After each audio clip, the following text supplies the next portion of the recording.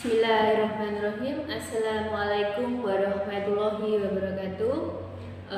Before saya ingin mengucapkan alhamdulillah dan selamat datang di Madrasah Aliyah Al Imam Sawo. Semoga ini menjadi pilihan terbaik untuk kalian semua. Di sini nanti saya akan menjelaskan beberapa tata tertib di Madrasah Aliyah Al Imam Sawo yang harus kalian patuhi. Selain itu juga saya akan menjelaskan struktur madrasah dari Aliyah Al Imam Sawo.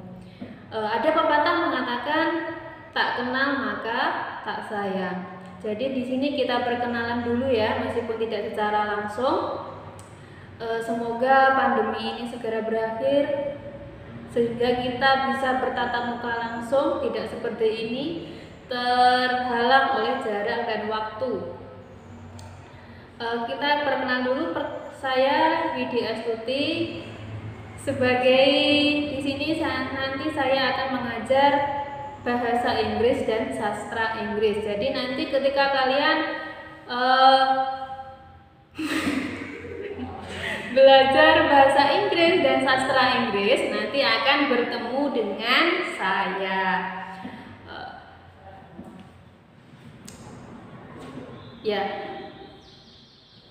Pertama yang ingin saya jelaskan di sini yaitu tentang tata tertib di Madrasah Aliyah Al Imam Sawo. Mungkin sejarah dari MA tadi sudah dijelaskan ya oleh Bapak Karyadi selaku Kepala Madrasah Aliyah Al Imam Sawo. Di sini saya hanya akan menambahkan sedikit saja yaitu tentang tata tertib. Tata tertib yang pertama yang harus kalian ketahui yaitu peserta didik wajib hadir atau datang di madrasah selambat 10 menit sebelum mata pelajaran jam pertama dimulai. Jadi kalian 10 menit sebelum jam pertama dimulai itu sudah harus standby di madrasah. Usahakan, biasakan tidak terlambat. Ini nanti kalau sudah berlaku PTM ya. Kalau sementara kan kita masih belajarnya lewat daring. Kemudian yang kedua yaitu memakai seragam yang sudah ditentukan oleh madrasah.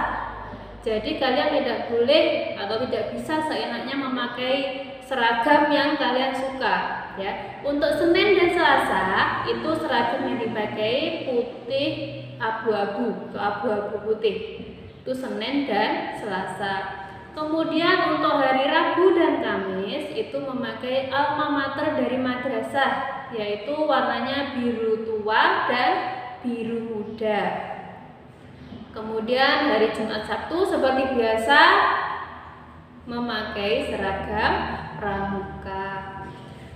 Jadi tidak boleh ya, misalnya hari Senin saya tidak suka ini warnanya, tidak suka, atau baju saya belum dicuci, kemudian memakai seragam alma mater itu tidak boleh. Ataupun di hari Rabu dan Kamis, kok saya tidak pede memakai baju ini, kemudian kalian memakai seragam di di Senin dan Selasa, itu juga tidak boleh. Mosok sudah dipakai Senin dan Selasa mau dipakai lagi di hari Rabu, yuk baunya seperti apa nanti.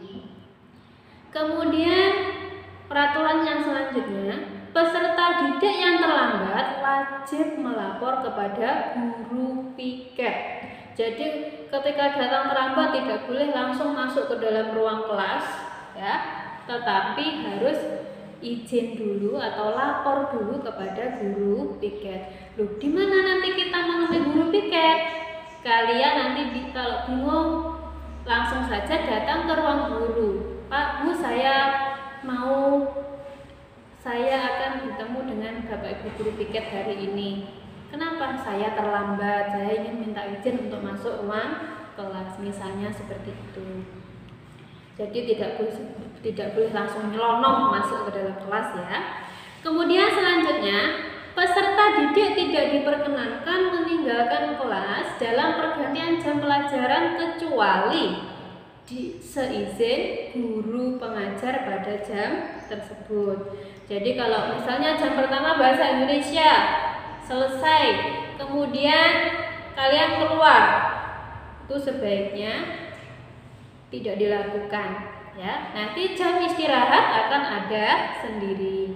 Kemudian next, peserta didik yang meninggalkan madrasah karena sakit itu boleh, tetapi harus izin dulu. Izinnya ke siapa? Bisa ke guru kelas, ke guru piket, atau siapa yang ada di ruang guru. Ya, jadi tidak boleh langsung pulang. Izin dulu, Pak, Bu, ini saya sakit perut, saya mau pulang dulu. Ya. Next, peserta didik yang tidak hadir atau tidak masuk itu harus menyertakan surat izin dari orang tua.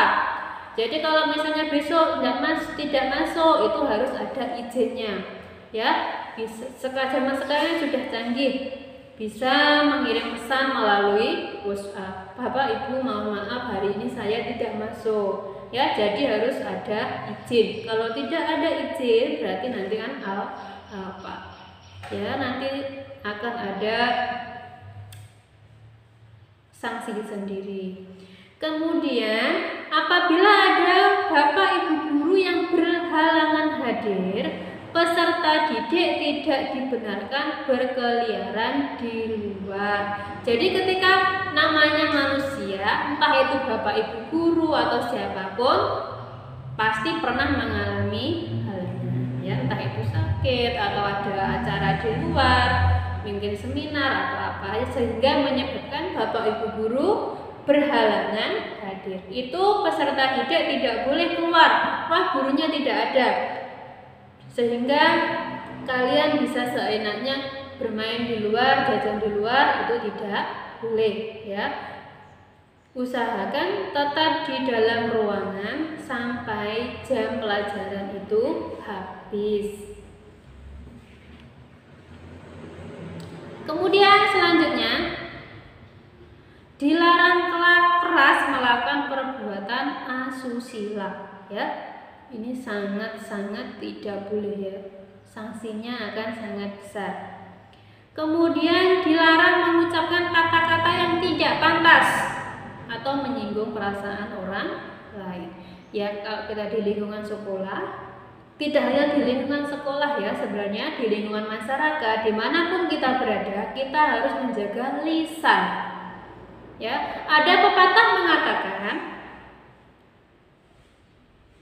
lidah itu lebih tajam daripada pisau. Kata-kata yang sudah terucap itu tidak akan bisa ditarik lagi. Sebisa mungkin kita berbicara yang baik ya, sama Bapak Ibu guru, sama teman. Itu kita menggunakan kata atau bahasa yang baik.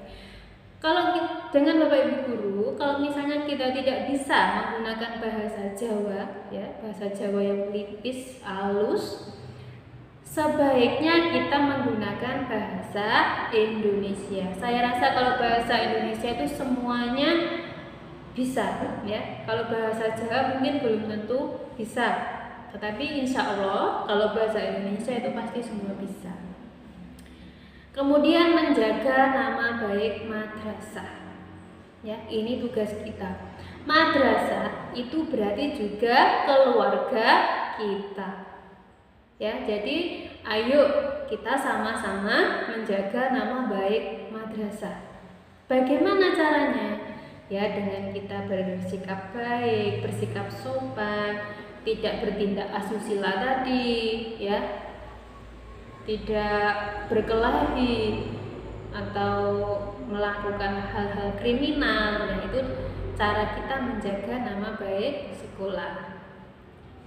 Kemudian dilarang membawa atau menghisap rokok ya. Ketika ke sekolah itu tidak boleh membawa rokok, apalagi menghisap rokok. Ya, membawa saja tidak boleh, apalagi menggunakannya. Juga tidak boleh meminum minuman keras, itu di lingkungan madrasah maupun di luar. Jangan sampai nanti pas di madrasah mau menang baik, bagus, tidak merokok. Nah, ketika pulang nanti menggok di jalan, menggok di warung, kemudian merokok, minum minuman keras, itu tidak boleh. Seperti yang dikatakan Bang Haji Roma Irama ya, minuman keras itu dilarang, merusak kesehatan. Kemudian membawa senjata tajam itu juga tidak dibolehkan. Buat apa membawa senjata tajam? Ya, itu tadi tata tertib yang ada di madrasah yang akan kalian tempati nanti ya. Semoga kita secepatnya bisa melakukan PTM. Apa itu PTM? Pembelajaran tatap muka. Oke, setelah tata tertib, di sini saya akan menjelaskan tentang struktur madrasah. Struktur madrasah itu nanti berkaitannya dengan apa saja? Ya, dengan kepala sekolah, dengan wakil kepala sekolah, kepala perpustakaan, guru dan sebagainya. Untuk kepala madrasah MA Al-Imam itu Bapak Sukaryadi SPD ya. Insya Allah kalian sudah tahu semuanya, sudah pernah bertemu dengan beliau semuanya.